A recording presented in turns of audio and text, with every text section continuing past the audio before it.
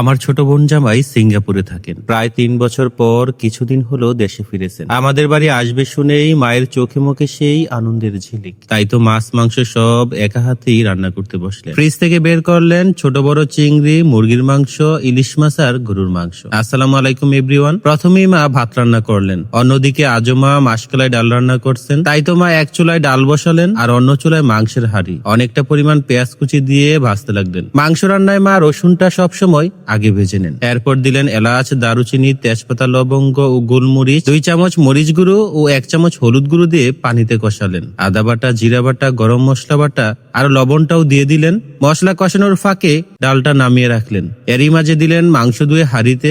মাংসটা কষানো হতে হতে মা অন্য চুলায় বসালেন কড়াই। এরপর তেল, তারপর পেঁয়াজ কুচি দিয়ে ভালো করে ভাজলেন। পেঁয়াজের পরিমাণটাও দিলেন একটু বেশি পরিমাণে। এরপর দিলেন তেজপাতা, আদা বাটা আর সামান্য জিরা বাটা। এই কড়াইয়ে আজ চিংড়ি ভুনা করবেন। হলুদ মরিচ দিয়ে ভালো করে কষালেন।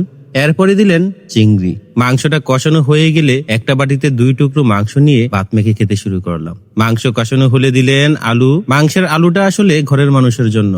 চিংড়ি বোনায় কাঁচামরিচ আর ধনিয়া গুঁড়া দিলেই রান্নাটা শেষ। অন্যদিকে মাংসটাও সেদ্ধ হয়ে গেছে, তাই তো মা অনেকটা পরিমাণ ঝোলের পানি দিলেন। মায়ের হাতের মাংস রান্নাটা আমাদের পরিবারের সবারই কিন্তু খুব পছন্দ।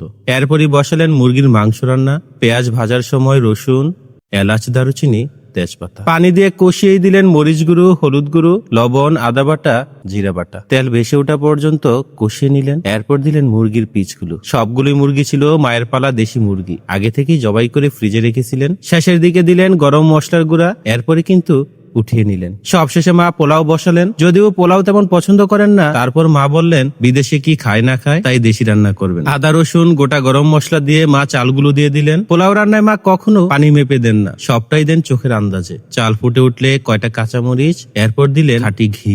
এই ঘিতেই নাকি পোলাওয়ের একটা দারুণ স্মেল বের হয়। আজকে কিন্তু মা ইলিশ মাছটা এখন ভাজছেন না। ইলিশ মাছটা যেহেতু গরম গরম ভাজা খেতেই বেশি ভালো লাগে, তাই মা বললেন মেহমান আসলে তারপর চুলায় ভেজে দিবেন। খুব সাধারণ কিছু রেসিপি, কিন্তু সবার মুখের হাসিটাই যেন মায়ের খুশি। এটাই তো আমাদের পরিবারের নিয়ম। আপনাদের কাছে কোন রেসিপিটা সবচেয়ে বেশি ভালো লেগেছে অবশ্যই কিন্তু কমেন্টে জানাবেন। ভালো লাগলে ভিডিওটা একবার হলেও শেয়ার করে দিবেন। আর যারা এখনো আমার এই পেজটিকে ফলো করেননি, প্লিজ ফলো করে দিবেন কেপিস কুকিং ব্লগ।